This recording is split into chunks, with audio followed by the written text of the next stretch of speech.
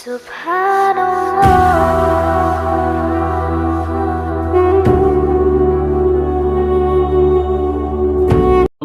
مقام ربه ونهى النفس عن الهوى فإن الجنة هي المأوى صدق اللہ العظیم۔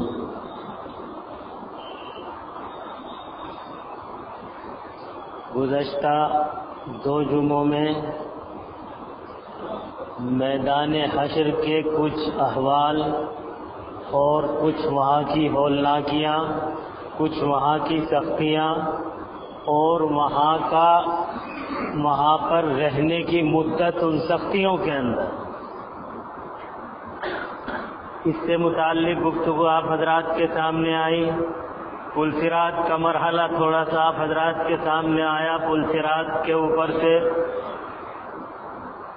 ہر ایک کو گزرنا ہے۔ وَإِن مِّنكُمْ إِلَّا وَارِدُهَا كَانَ عَلَىٰ رَبِّكَ حَتْمًا مَّقْضِيًّا، ہر ایک کو اس کے اوپر سے جانا ہے، لیکن یہ کسی کے لیے اللہ تبارک و تعالیٰ نے آسان ترین بنا دیا، کسی کے لیے آسان بنا دیا، کسی کے لیے مشکل بنا دیا، کسی کے لیے مشکل ترین بنا دیا۔ لیکن یہ اللہ تبارک و تعالیٰ نے جو آسان اور مشکلیں عطا فرمائی ہیں وہ ہمارے اپنے اعمال کی وجہ سے ہے۔ جس کے جیسے اعمال ہوں گے ویسا ہی اس کے اوپر سے گزر ہو جائے گا۔ اگر اعمال اچھے ہیں تو آسان ترین بنا دیا جائے گا، تھوڑے اچھے ہیں تو آسان بنا دیا جائے گا، اور کسی کو اس پر سے گزرنے کا موقع نہیں ملے گا، کھینچ کر کے جہنم میں ڈال دیا جائے گا۔ اب وہ جہنم میں رہنے کا کتنا موقع ہے، کتنا موقع نہیں ہے، اس کی کہیں روایات کے اندر کس کو کتنے دن رہنا ہے یہ باقاعدہ تفصیل موجود نہیں ہے، لیکن دوسری احادیث پر جب ہم نظر ڈالتے ہیں اور شارحین حدیث کے اس حدیث کی شرح کو دیکھتے ہیں تو ایک نماز جان بوجھ کر چھوڑنے پر 1 حقب جہنم میں رہنا پڑے گا۔ اب 1 حقب کی جو تشریح شارحین حدیث نے فرمائی وہ 2,88,00,000 برس۔ سننا آسان ہے لیکن تھوڑا سا گہرائی میں جا کر کے غور کیا جائے، تھوڑا سا اسے تقریر نہ سمجھا جائے، تھوڑا سا غور کیا جائے ایک جملے کے اندر۔ کتنے دن رہنا پڑے گا؟ شارحین حدیث نے جو حکم کی تشریح کی ہے، اگر ایک نماز جان بوجھ کر کے چھوڑ دی، جان بوجھ کر کے ایک نماز چھوڑ دی، اور آگے حدیث کا جو لفظ فضائل اعمال کے اندر جو ترجمے میں لکھا ہے وہ یہ بھی ہے وہ بعد میں اس کو پڑھ لی ہو، بعد میں اس جان بوجھ کر کے چھوڑی، کوئی عذر نہیں تھا قضا کا، لیکن پھر بعد میں پڑھ لی تو 1 حقب جہنم میں جلنا پڑے گا، 1 حقب جہنم میں جلنا پڑے گا۔ اللہ اپنا فضل فرما دے، ہمارے پاس اتنی طاقت نہیں ہے جتنی ہماری نمازیں چھوٹی ہیں۔ کہنا آسان ہے کہ بہت آسانی کے ساتھ ہم یہ بات کہہ دیتے ہیں کہ کوئی بات نہیں، عذاب جھیل کر کے تو جنت مل ہی جائے گی، لیکن یہ جھیلنا کتنا آسان ہے اور کتنا مشکل ترین ہے، اس کے اندر اگر تھوڑا سا غور کر لیا جائے اور اگر ہمیں ان باتوں پر یقین ہو تو پھر کسی ایمان والے کی نماز چھوڑنے کی ہمت نہیں ہو سکتی ہے۔ اگر یقین ہے واقعی تو پھر نماز چھوڑنے کی ہمت نہیں ہو سکتی ہے کسی میں طاقت کہ میں 2,88,00,000 برس آگ کے اندر رہ سکتا ہوں؟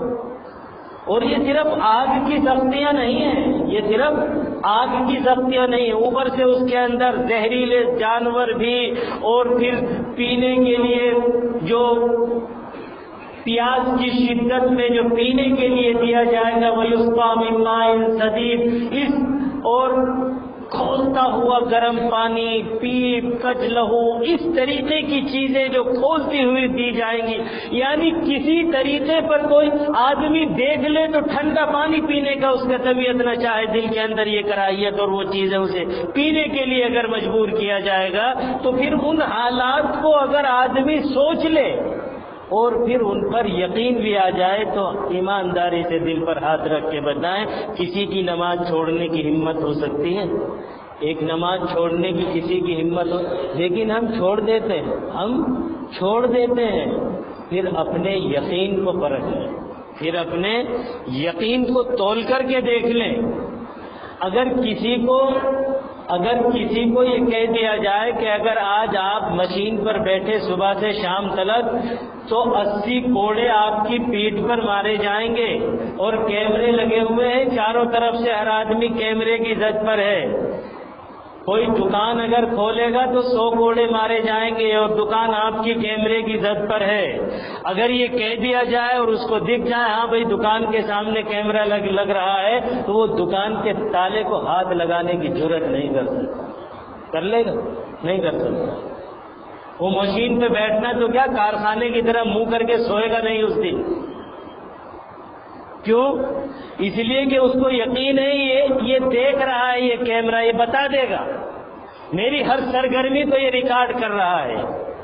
یہاں بھی 2 کراون کاتبین بیٹھے ہوئے جو ہماری ہر سرگرمی کو ریکارڈ کر رہے ہیں، اور یہ اللہ کے سچے رسول نے ہمیں بتلایا ہے. نماز پڑھ رہا ہے یا دکان پہ بیٹھا ہے، نماز پڑھ رہا ہے یا بستر پر ہے، نماز پڑھ رہا ہے یا سو رہا ہے، نماز پڑھ رہا ہے یا دوستوں کی گپ شپ میں ہے، نماز پڑھ رہا ہے یا کام کر رہا ہے، نماز پڑھ رہا ہے یا لوگوں کے ساتھ گھوم رہا ہے، گپ شپ میں لگا ہوا ہے، دوستوں کے ساتھ گلچھرے اڑا رہا ہے. یہ ساری چیزیں لکھی جا رہی ہیں. اگر یہ یقین ہے تو پھر کس طرح ہمت ہوگی کہ ہم نماز چھوڑ دیں. اور یہ صرف ایک نماز کی بات نہیں ہے، اپنی ساری زندگی کا جائزہ لے کر کے اگر دیکھیں صبح سے شام تک کی، تو یہ کرامن کاتبین سب کچھ لکھ رہے ہیں. یہ ہمیں ایسا لگتا ہے کہ ہمیں اس بات کا پورا یقین نہیں ہے. صفحے اول میں نماز پڑھتے ہیں اور دکان پہ جا کر کے سمجھ لیتے ہیں کہ وہ اللہ کا معاملہ مسجد میں تھا، یہ تو دکان ہے، یہاں تو دکانداری، یہاں تو دنیا داری ہے، یہاں ہر چیز جائز ہے. اللہ کے رسول کہتے ہیں من غش فلیس منا، جو دھوکہ دے وہ ہم میں سے نہیں ہے. اور دکان پر بیٹھ کر کے مسجد کی صف اول میں نماز پڑھ کر کے دکان پہ بیٹھ کر کے دھوکہ دے رہا ہے، اور اللہ کے رسول اپنی جماعت سے نکال کر کے باہر کر رہے ہیں، جو دھوکہ دے وہ ہم میں سے نہیں ہے. پھر بتلائیے ہمیں کہ ہم کیسے کہتے ہیں کہ ہمیں یقین ہے اللہ کے سچے رسول کی باتوں کو.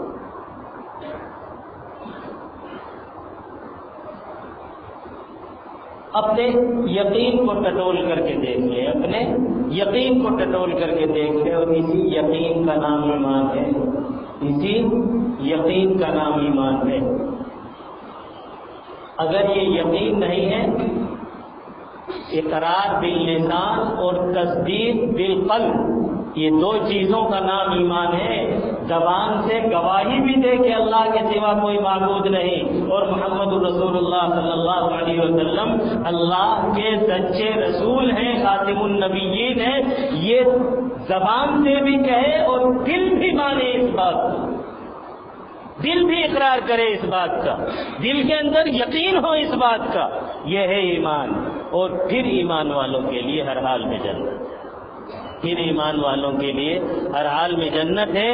اور وہ اپنی بدعمالیاں جو اسے جہنم میں گرا دیں گی، انسان کو فرشتے پکڑ کے دھکیل دیں گے جہنم میں، حضور علیہ الصلوۃ والسلام جنت میں تشریف لے جائیں گے. اور حضور علیہ الصلوۃ والسلام کا یہ خیال ہوگا کہ سارے میرے امتی میرے ساتھ آ گئے ہیں.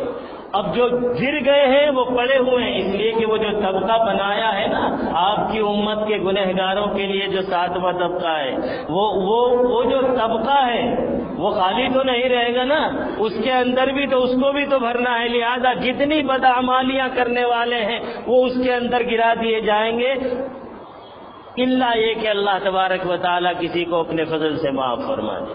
اللہ تبارک و تعالیٰ ہم سب کو اللہ اپنے فضل سے معاف فرما دے. ہمارے کام نہیں ہے ایسے معافی کے، ہمارے کام نہیں ہے. اللہ رحم فرمائے، اللہ اپنا فضل فرمائے. ہمارے کارنامے ایسے نہیں ہیں. اللہ تبارک و تعالیٰ اپنے فضل سے معاف فرما دے. ایک ہے رابطہ، ایک ہے ضابطہ.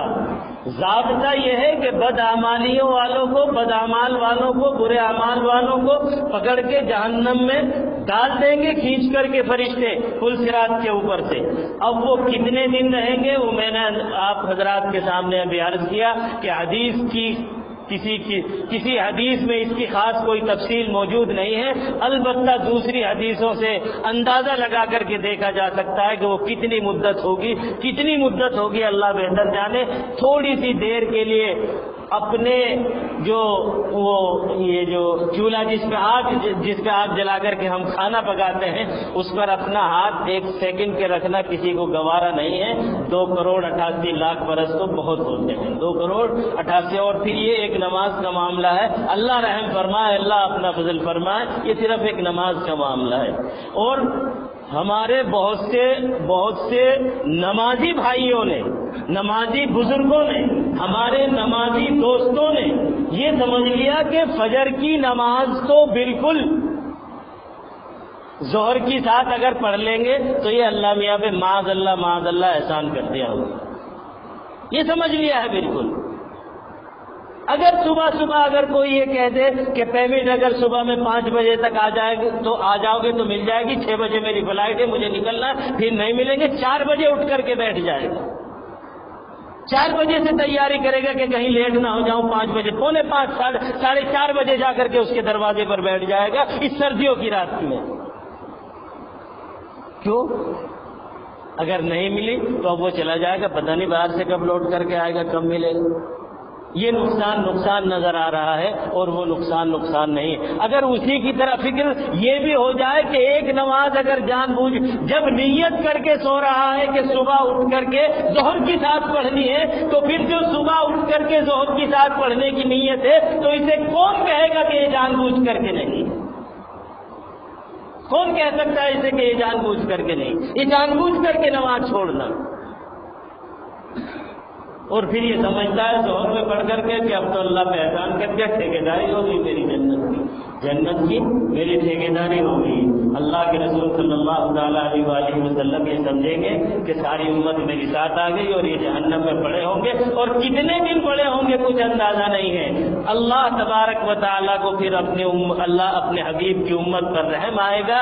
تو پردے ہیں نا, ہر طبقے کے درمیان میں پردے ہیں, تو وہ پردے اللہ تبارک و تعالیٰ ہٹا دیں گے. اب نیچے کافر دیکھیں گے, یہ تو یہ بھی یہی ہے اپنے آپ کو مومن کہتے تھے, جو اپنے آپ کو ایمان, تو وہ ان کو تانے دیں گے, وہ ان کو تانے دیں گے کہ تم تو کہتے تھے تو ہم تو ایمان والے ہیں اور تم بھی تو یہی ہمارے ساتھ چل رہے ہو, کیا فرق ہے تم میں ہم میں. جب وہ تانے دیں گے, یہ صرف اللہ تبارک و تعالیٰ کا نظام ہے. اللہ کی رحمت جوش میں آئی ہے اپنے حبیب کی امت کے لیے, لیکن اس میں کتنا عرصہ گزرے گا یہ ہے مین بات, کتنا عرصہ گزرے گا. اور پھر اس سے بھی مین بات یہ ہے, یہ ان حالات میں رحم ہوگا جب ہم ایمان لے کر کے دنیا سے چلے جائیں گے. اگر ہم حالت ایمان میں جائیں گے, ایمان کو اپنے بچا کر کے لے جائیں گے دنیا سے, تب ہوگا یہ. اور اگر ہمارے یقین کی یہی کیفیت ہے جو ہمارے اعمال سے ظاہر ہے, تو پھر ہم کیسے کہتے ہیں کہ اللہ معاذ اللہ, ہم اپنی زبان پہ اس بات کو نہیں لا سکتے. اللہ ہم سب کا خاتمہ ایمان پر نصیب فرمائے, اللہ تبارک و تعالیٰ برے خاتمے سے ہم سب کی حفاظت فرمائے. لیکن ذرا سوچیں کہ ہمارے اعمال کدھر جا رہے ہیں. اللہ تبارک و تعالیٰ کو رحم آئے گا, وہ پردہ ہٹا دیا جائے گا, وہ نیچے کے کافر تانا دیں گے. اللہ تبارک و تعالیٰ حضرت جبرائیل سے کہیں گے کہ جاؤ ذرا دوزخ کا معائنہ کر کے آؤ. تو وہاں جائیں گے تو لوگ پوچھیں گے حضرت جبرائیل کے بارے میں یہ کون ہے, تو بتلایا جائے گا ان کو کہ یہ وہ ہے جو تمہارے نبی محمد رسول اللہ صلی اللہ علیہ وسلم کے پاس وحی لے کر کے آتے تھے. تو پھر وہ جہنمی کہیں گے, جو جہنم میں پڑی ہوئی امت ہوگی, وہ حضرت جبرائیل سے کہے گی کہ آپ اپنے ہمارے نبی سے ہماری خبر پہنچا دیے, ہم یہاں پریشان ہیں, آپ ہمارا یہ پیغام ان تک پہنچا دیے. روئیں گے اور حضرت جبرائیل علیہ السلام سے فریاد کریں گے. حضرت جبرائیل معائنہ کر کے آ جائیں گے تو اللہ پوچھیں گے ان سے کہ کیا دیکھ کر کے آئے ہو, کیسے ایسے حالات دیکھ کر کے آئے ہو, کیا کہہ رہے تھے وہ جہنمی لوگ میرے حبیب کی امت والے, وہ یہ کہہ رہے تھے میرا پیغام, تو پھر پہنچاؤ ان کا پیغام. اللہ تبارک و تعالیٰ جبرائیل علیہ السلام کو حکم دیں گے کہ پھر پہنچاؤ ان کا پیغام. پھر اللہ کے رسول صلی اللہ تعالیٰ علیہ وسلم کے پاس حضرت جبرائیل جائیں گے, وہاں سارے انبیاء بیٹھے ہوں گے. اللہ کے رسول صلی اللہ تعالیٰ علیہ وسلم بھی انبیاء کے جھرمٹ میں بیٹھے ہوئے ہوں گے. وہاں جا کر کے جب جبرائیل پہنچیں گے تو اللہ کے رسول کہیں گے جبرائیل کیوں آئے ہو, کیا بات ہے آج. تو پھر وہ پیغام پہنچائیں گے جہنمیوں کا. اللہ کے رسول صلی اللہ تعالیٰ علیہ وسلم کہیں گے اچھا میری امت کے لوگ ابھی تک جہنم میں ہیں, تو اللہ کے رسول صلی اللہ تعالیٰ علیہ وآلہ وسلم پھر سجدہ کریں گے، پھر اللہ تبارک و تعالیٰ کہیں گے، پھر شفاعت کبریٰ کی اجازت دی جائے گی۔ اللہ کے رسول آج فلسوف یعطیک ربک فترضی، مانگو اللہ تبارک و تعالیٰ آپ کو راضی کر دے گا اور آپ کو شفاعت کی اجازت دی جائے گی، پھر آپ شفاعت کے لیے چلیں گے۔ اللہ کے رسول صلی اللہ تعالیٰ علیہ وآلہ وسلم شفاعت کے لیے چلیں گے، آپ کے ساتھ دوسرے انبیاء بھی جائیں گے اور دوسرے مومنین بھی جائیں گے، اور سب سفارش کریں گے۔ اللہ کے رسول صلی اللہ علیہ وسلم بھی سفارش کریں گے، مومنین بھی سفارش کریں گے، دوسرے انبیاء، وہ ان کی سفارشوں سے سب کو نکالنے کے بعد بھی جہنم میں لوگ بچ جائیں گے۔ پھر اللہ تبارک و تعالیٰ کہیں گے اللہ کے حبیب، اللہ اپنے حبیب سے، اے حبیب میں نے تم سے وعدہ کیا تھا کہ میں اپنی 3 لب بھر کر کے جہنم سے نکالوں گا، لہذا آج میں وہ 3 لب بھر کے، لب سمجھتے ہیں نا کسی چیز میں سے ایسے کر کے جو نکالتے ہیں، یہ اصل میں اس طریقے پر یہ تشبیہات کے لیے ہمیں کسی چیز، اگر ہمیں دونوں ہاتھوں سے کوئی چیز نکالنی ہو تو سب سے زیادہ نکالنے کا طریقہ یہی ہو سکتا ہے نا، سب سے زیادہ نکالنے کا طریقہ، تو اس لیے سمجھانے کے لیے، ورنہ دماغ میں یہ تصور نہ کر کے بیٹھ جائیں کہ اللہ تعالیٰ کے ایسے ہی ناک ہے، ایسے ہی آنکھ ہے، ایسے ہی کان ہے، اور ایسے ہی 2 ہاتھ ہیں، اور ایسے ہی 2 پیر ہیں، یہ دماغ، یہ اللہ کی لب کیسی ہوگی؟ مطلب یہ ہے کہ بہت سارے لوگوں کو اللہ تبارک و تعالیٰ 3 مرتبہ جہنم سے اس طریقے پر نکال دیں گے۔ جن کو نکالا جائے گا ان کے ماتھے پر لکھ دیا جائے گا عتقاء الرحمن، یہ اللہ تبارک و تعالیٰ کے آزاد کیے ہوئے ہیں۔ اللہ تبارک و تعالیٰ نے اپنی رحمت سے ان کو جہنم سے آزادی دی ہے، جہنم سے چھٹکارا دیا ہے۔ تو اب وقت کی بہرحال پھر یہ لوگ جب جنت میں چلے جائیں گے، ان کو یہ کالے ہو چکے ہوں گے جل جل کر کے، پھر ان کو آب حیات میں غسل دیا جائے گا، پھر ان کے اوپر نورانیت آ جائے گی، لیکن ماتھے پر پیشانی پر لکھا ہوا ہوگا عتقاء الرحمن، تو سارے کے جنتی جو پہلے سے جنت، اچھا سفارش سے پاس ہو کے آئے ہو، نمبرات نہیں آتے، اپنی محنت سے نہیں آئے ہو، مطلب یہ کہ پھر وہ یہ سب اس طریقے پر ان کو کہیں گے، تو پھر یہ دعا کریں گے یا اللہ یہ کیا لگا دیا ہماری پیشانی پر، جو بھی دیکھتا وہ یہ کہتا اچھا سفارش سے پاس ہو کر کے آئے ہو، اپنی محنت سے نہیں آئے ہو، تو پھر اللہ تبارک و تعالیٰ وہ مٹا دیں گے، اور یہ سب جنتی پھر جنتی کیا کہتے دوسرے جنتیوں کی طرح ان کے ساتھ رہیں گے۔ اور یہ ہے وہ اللہ تبارک و تعالیٰ کا وعدہ وَلَسَوْفَ يُعْطِيكَ رَبُّكَ فَتَرْضَىٰ، پھر اللہ کے حبیب کا کوئی امتی جہنم میں نہیں بچے گا۔ لیکن پھر میں وہی دعوت فکر دوں گا کہ یہ مرحلے کیا اتنے آسان ہیں؟ میں چند لفظوں میں 3 مرحلوں سے گزر جانا کیا اتنا آسان ہے؟ ہم 1 منٹ کی یہ دنیا کی آگ، جو اس آگ سے کہیں درجے وہ زیادہ آگ ہے، اس آگ کو ہم 1 منٹ کے لیے کیا چند سیکنڈ کے لیے کیا 2 سیکنڈ کے لیے برداشت نہیں کر سکتے ہیں، تو پھر وہ آگ کتنی دن کے لیے ہم جھیلنے کو تیار ہیں؟ یا تو یقین کی کمی ہے، اور اگر یقین کی کمی ہے تو پھر ایمان کی سلامتی مشکل ہے، اور اگر یقین کی کمی ہے تو آخر کون سی ایسی امید ہے جس کی بنیاد پر ہم ان تمام مراحل کو سہنے کے لیے تیار ہیں؟ تھوڑا سا غور کریں، تھوڑا سا فکر کریں، اور اسی فکر کے ساتھ زندگی گزاریں گے تو انشاءاللہ العزیز پھر ہمارے لیے اعمال صالحہ کا کرنا آسان ہو جائے گا۔ اور اگر ہم یوں ہی جانوروں کی طرح زندگی گزارتے رہے، صبح ہی اٹھنا، کام کرنا، کھانا پینا، شام کو پھر گھر پہ آ کر کے کھا پی کر کے سو جانا، صبح تو یہ کام جانور بھی کرتے ہیں، پھر انسان کو اشرف المخلوقات کیوں بنایا گیا؟ یہ تھوڑا سا سوچنے کی بات ہے۔ ہمیں جو اشرف المخلوقات بنایا گیا وہ اسی لیے تو بنایا کہ ہمیں اللہ تبارک و تعالیٰ نے اپنی معرفت کے لیے پیدا کیا، اپنی عبادت کے لیے پیدا کیا، تو تھوڑا سا غور کر لیں اپنی زندگی کے اندر ہمیں کیوں اللہ نے بھیجا، ہر چیز کو ہمارے لیے مسخر کر کے، ان الدنیا خلقت لکم وانکم خلقتم للآخرہ، چاند سورج پہاڑ آسمان ہوا فضا سب کچھ ہماری خدمت میں لگا دیا۔ آخر کون سے سرخ آپ کے پل لگے ہوئے تھے اگر جانوروں والی زندگی ہمیں گزارنی تھی؟ ہمیں جانوروں والی زندگی گزارنے کے لیے نہیں بھیجا گیا ہے۔ ہمیں اللہ تبارک و تعالیٰ نے اپنی اطاعت ہم کتنی کر رہے ہیں، کتنی نہیں کر رہے ہیں،